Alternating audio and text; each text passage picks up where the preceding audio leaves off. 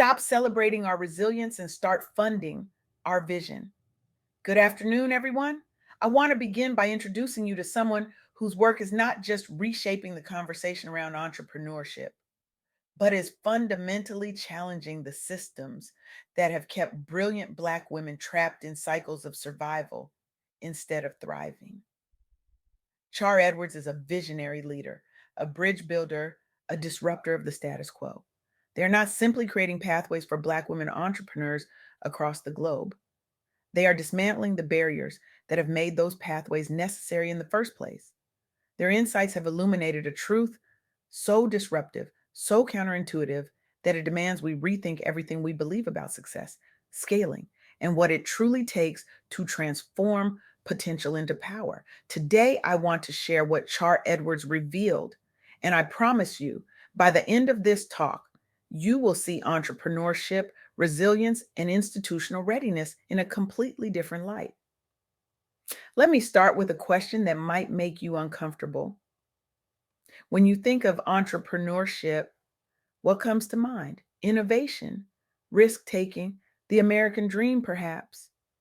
We celebrate the bootstrap founder, the self made millionaire, the person who pulled themselves up by their own bootstraps and made it against all odds. We love that story. We tell it over and over again. We make movies about it. We write books about it. We hold it up as the gold standard of what it means to succeed in business. But here's what we do not talk about. What happens when the odds are not just stacked against you, but systematically designed to keep you from scaling beyond survival? What happens when resilience becomes a trap instead of a triumph? What happens when the very systems we celebrate are built on the exclusion of the most capable, most innovative, most determined entrepreneurs on the planet? Africa leads the world in the rate of female entrepreneurship. Let that sink in for a moment. Africa, the continent often painted with broad strokes of poverty and lack. Yet it is African women who are starting businesses at rates higher than anywhere else on the planet. They are innovating, creating, solving problems in their communities with nothing but grit, vision, and personal savings. They are building tech companies, agricultural enterprises, healthcare solutions, educational platforms.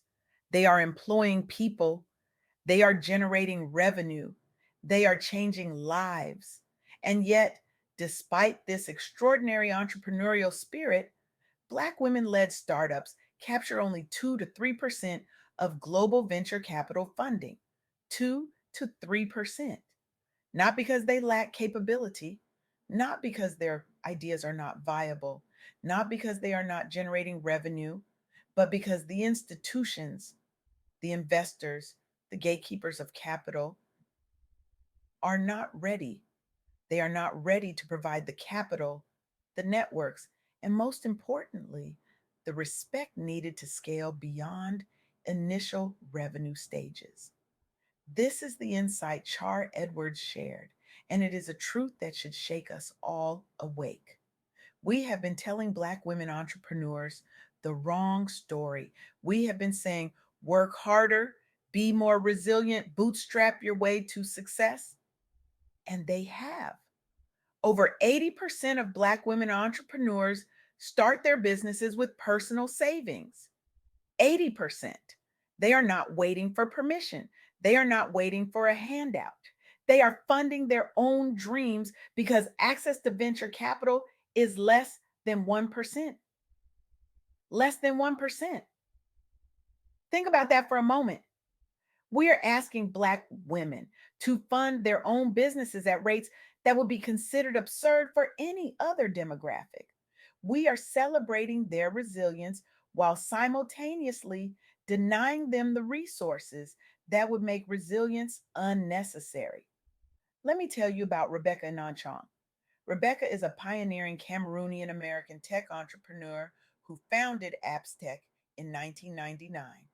She built it from a one woman operation into a leading IT solutions provider serving Fortune 500 clients across Africa. She did this while navigating a male dominated tech industry, limited access to venture capital, cultural expectations that burdened her as a woman founder, and the informal financial systems of a continent where women received just 37% bank account access compared to 48% for men. Rebecca did not wait for the system to be ready for her. She leveraged her personal expertise, built informal networks, and bootstrapped her way to proof of concept. She worked around the clock, she sacrificed, she persisted. But here's the critical part that we must understand. Rebecca did not just build a business, she became an advocate. She began pushing a message that is as simple as it is revolutionary: respect, not rescue. Black women entrepreneurs do not need more training programs. They do not need more workshops on how to pitch. They do not need another seminar on resilience or another panel discussion about overcoming obstacles. They need respect. They need capital. They need networks. They need institutions to be ready for them. Rebecca Ananchong was named one of Forbes' most powerful women in tech. Apps Tech expanded to over 300 employees across 20 countries. She shifted the narrative on African women in tech and inspired diaspora investment and policy changes for female founders. But her journey reveals something we must confront head on. The barrier to scaling is not the entrepreneur, it is the system. This brings me to what Char Edwards calls the sticky middle. This is the space where Black women entrepreneurs get trapped. They have revenue, they have customers, they have proven their concept works, they have market validation, they have traction, but they cannot scale. Why? Because formal finance is out of reach, because networks are closed, because the resources required to go from $10,000 in revenue to $10 million in revenue are guarded by gatekeepers who are not ready to see Black women as the leaders they already are. In Canada, over 80% of Black women entrepreneurs bootstrap their businesses with personal savings. In the United States, unemployment rates for Black women hit 6.3% amid job losses in 2025 and 2026. Economic headwinds are real. The cost of living is rising. Access to credit is tightening. And yet, Black women continue to start businesses, continue to generate revenue, continue to employ people in their communities. They are doing this despite the odds, not because the system is working, but because they refuse to let the system define their potential. But here's what we must understand: resilience is not enough, bootstrapping is not enough, self funding is not a sustainable path to scale. It is a survival mechanism, and survival is not the same as thriving. When we celebrate resilience without addressing the systems that make resilience necessary, we are complicit. When we applaud Black women for bootstrapping without holding investors accountable for their failure to fund brilliance, we are complicit. When we ask Black women to work harder instead of asking institutions to do better, we are complicit. This is where the key network and the hidden 10 framework come in. Char Edwards introduced me to this model, and it is a game changer. The key network was created specifically to address the sticky middle. It provides structured guidance, research frameworks, and access to capital and networks for African Black women founders who are transitioning from revenue to scale. It is not about teaching them how to be entrepreneurs, they already are entrepreneurs. It is about giving them access to the resources that have been systematically withheld. The Hidden 10 framework recognizes that women led firms in Africa hit barriers post revenue not because of lack of skill, but because of lack of access. Women receive just 2 to 3% of venture capital. They have 37% bank account access compared to 48% for men. Cultural burdens limit their networks. The system is not broken. It is working exactly as it was designed to keep power concentrated in the hands of a few. But the Key Network is changing that. By providing vetted programs, keyholder access to capital and networks, and bypassing the limitations of informal savings, it is enabling long term growth. It is turning market traction into sector leadership. It is building economic influence for Black women and influencing policy and investment across the continent.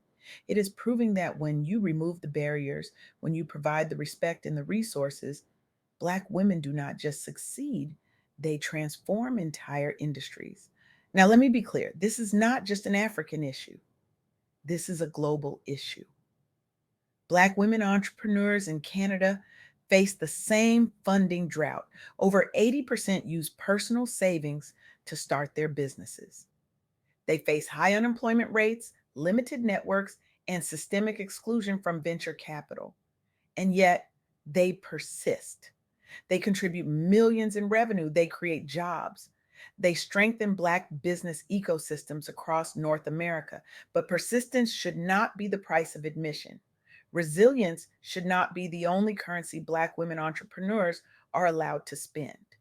Women owned businesses generate $2.7 trillion in revenue globally. They employ 12.2 million people.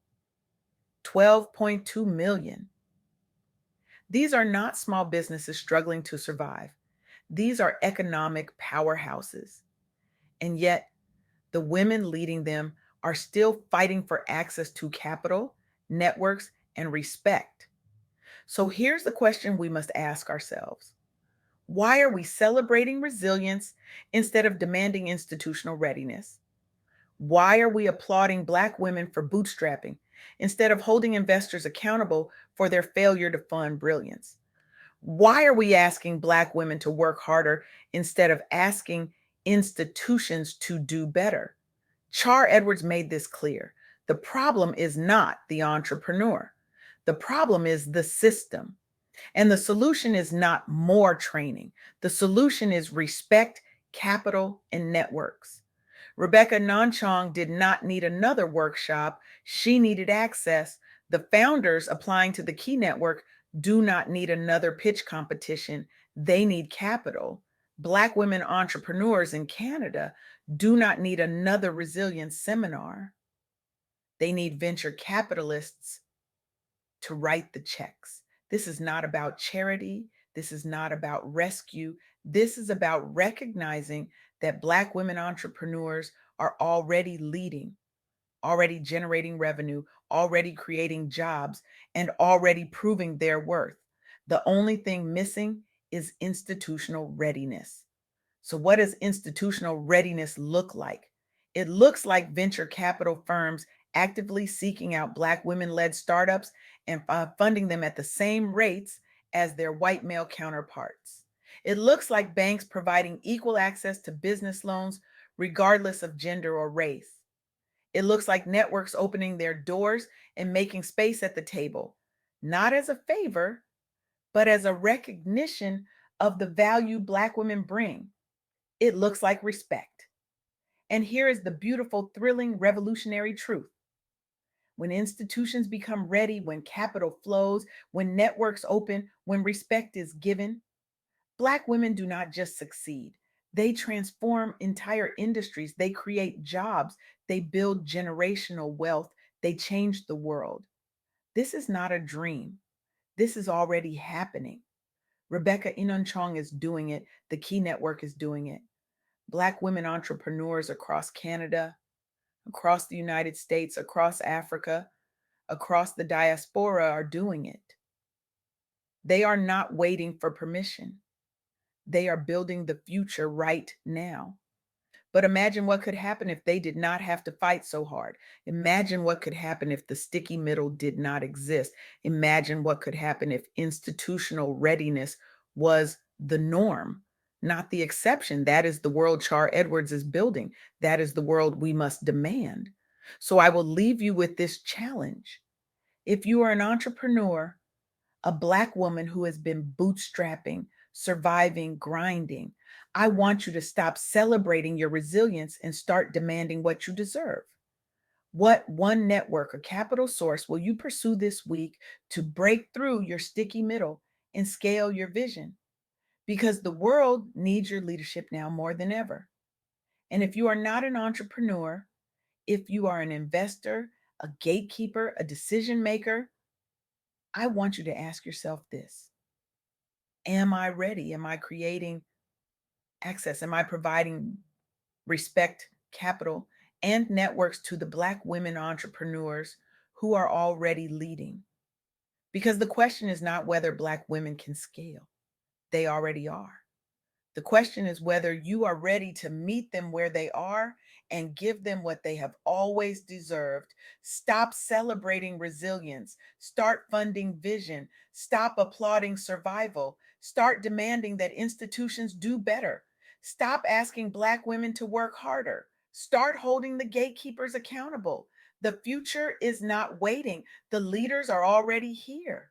The only question is, are you ready? Thank you.